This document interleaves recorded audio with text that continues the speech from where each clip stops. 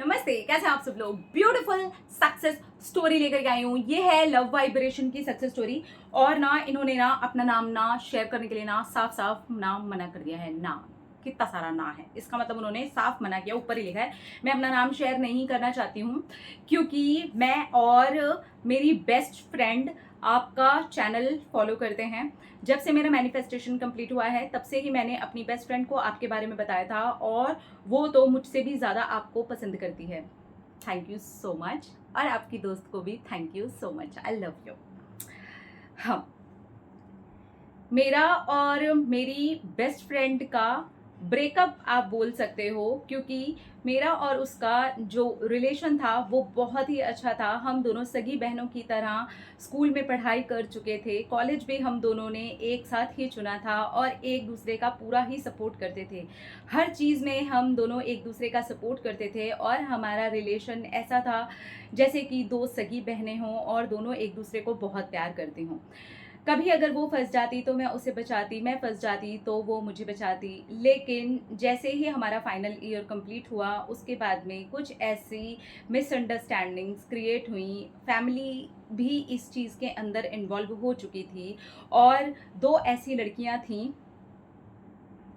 जिनकी वजह से हमारी दोस्ती पूरी तरह से टूट गई थी, और मेरे मन में कुछ बातें और उसके मन में कुछ बातें डाल दी गई थी, जिसकी वजह से आज हमारा रिश्ता पूरी तरह से टूट करके ख़त्म हो के 1 साल हो चुका था। और 1 साल के बाद ही आप मिलते हो मैजिक की तरह। मैंने आपका लव वाइब्रेशन वाला वीडियो फॉलो किया और अपनी उसी दोस्त को मैंने लव वाइब्रेशन भेजी, क्योंकि मैं पूरे 1 साल में एक दिन भी ऐसा नहीं था जब उसे मिस नहीं करती, अपनी पुरानी फ़ोटोज़ नहीं देखती। आपका वीडियो देखा और उसके बाद में मैंने वो फ़ोटोज़ देखना, उसको स्टॉक करना, उसको याद करना, सब कुछ बंद किया। अब बस मैंने उसको लव वाइब्रेशन भेजी और ये सोचा कि मैं इसे हील कर रही हूँ, और हील करने के बाद मैं इसे अपने भोलेनाथ के हाथों में छोड़ दूंगी, और इसके बाद शिव शक्ति ही देखेंगे कि क्या होना है। अगर वो मेरी लाइफ में आती है तो मैं समझूंगी कि मेरी बहन मुझे वापस मिल गई, और किसी ना किसी जन्म में हम दोनों सच में एक दूसरे की बहन या भाई रहे होंगे। और अगर इन केस नहीं होता है तो मैं इस चीज़ को भी ऐसे ही मान लूँगी कि भोले बाबा की ऐसी ही मर्जी होगी, कोई बात नहीं। लेकिन अगर कहीं दर्द है और मैंने भी दिया है और उसने भी मुझे दिया है तो मैं उसे ठीक करना चाहती हूँ। यही सोच करके, आपकी बात सुन करके मेरे मन में आया कि मुझे अपनी सहेली को लव वाइब्रेशन भेजना है। मैं उसे प्यार से बिट्टू बोलती थी, और मैंने बिट्टू नाम से ही लव वाइब्रेशन देनी शुरू की। मैंने यही बोला, मेरी प्यारी बिट्टू, हम दोनों के बीच में जो भी प्रॉब्लम हुई है, मेरी वजह से तुम्हें तकलीफ हुई है, तुम्हारी वजह से मुझे तकलीफ हुई है, उसके लिए I am sorry, please forgive me, thank you, I love you. सच में दीदी, आपने लव वाइब्रेशन का जितना आसान तरीका बताया है वो मैंने आज तक कभी नहीं सुना और कभी नहीं देखा। आपने होओपोनोपोनो प्रेयर को पूरी तरीके से बदल करके रख दिया, और उसको रिलेशनशिप हीलिंग का नाम दे करके इस तरह से समझाया कि अब कोई भी अपने रिश्ते को अच्छे से हील कर सकता है। वही मैंने किया, और मैंने ज़्यादा दिन किया भी नहीं, मैंने सिर्फ 21 रात ही उसको किया था। उसके बाद में मैंने अपने भोले बाबा के सामने जा करके मन में अपनी उस सहेली को ला करके फिर से एक बार बस प्रेयर की, और सुबह का दीपक दिखा करके उसको वहीं छोड़ दिया। अब मैंने ये सोच लिया कि ठीक है, अब देखते हैं कि क्या होता है। आना होगा, होना होगा तो ठीक है, नहीं आना होगा, नहीं होना होगा तो भी ठीक है। मुझे अब हर एक फैसला पूरी तरह से मंजूर है। और ये कह करके मैं वहाँ से उठ गई, और सच मानो तो मैं उसी दिन हल्की हो गई। मेरा मन एकदम से जैसे कि हल्का सा हो गया, मुझे अच्छा लगने लगा। मैंने सोचा कि अब मैं अच्छा फ़ील करती हूँ और अपने नए दोस्त बनाती हूँ, अपनी नई ज़िंदगी को नए तरीके से जीना शुरू करती हूँ। अब मेरी जॉब की भी बारी आ चुकी थी, मुझे और भी बहुत सारा आगे काम करना था।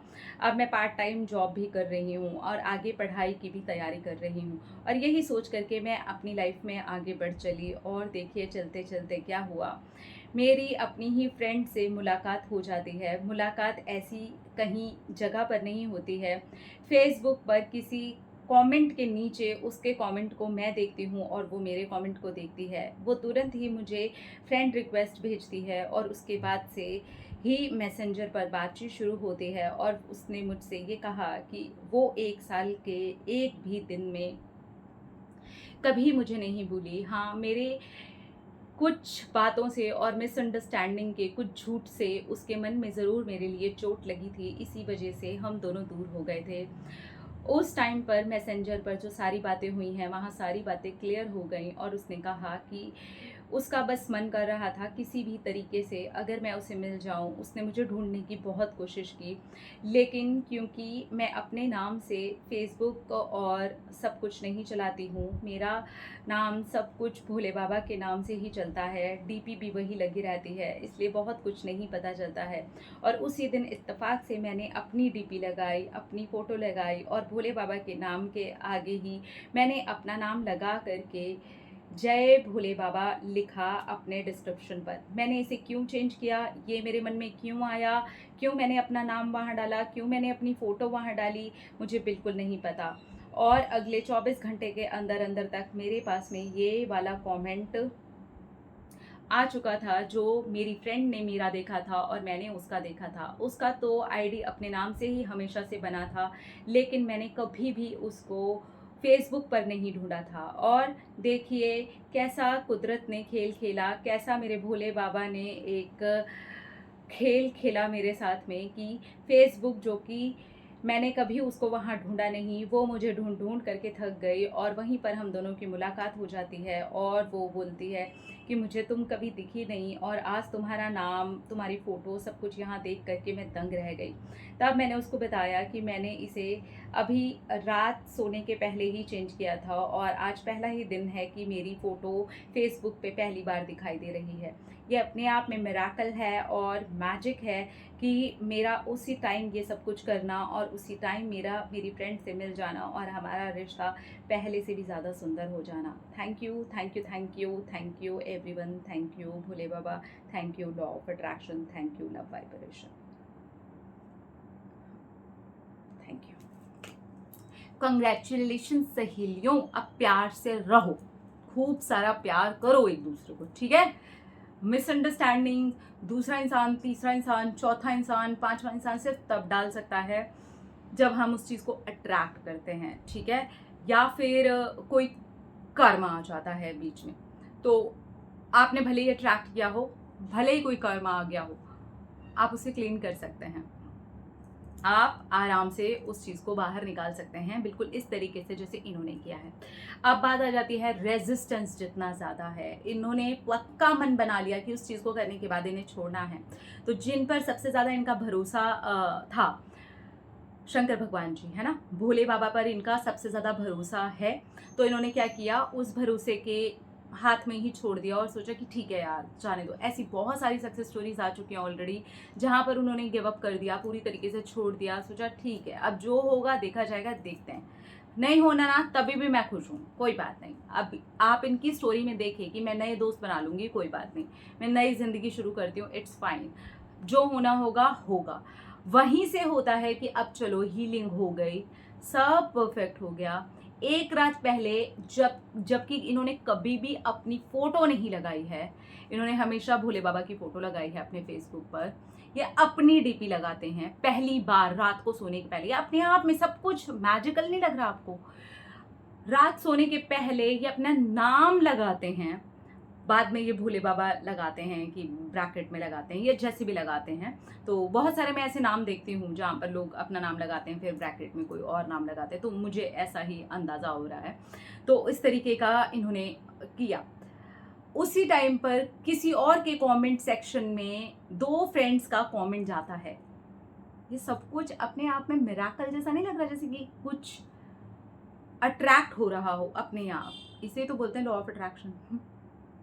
इनकी एनर्जी ने जैसे ही वो मैसेज को छोड़ दिया कि यार ठीक है जाने दो, देखते हैं क्या होता है ना, तो चली गई वो चिट्ठी और वहाँ से संदेश वापस भी आ गया, चलो हो गया मैनिफेस्टेशन कंप्लीट। तो इस तरीके से आपको समझना है।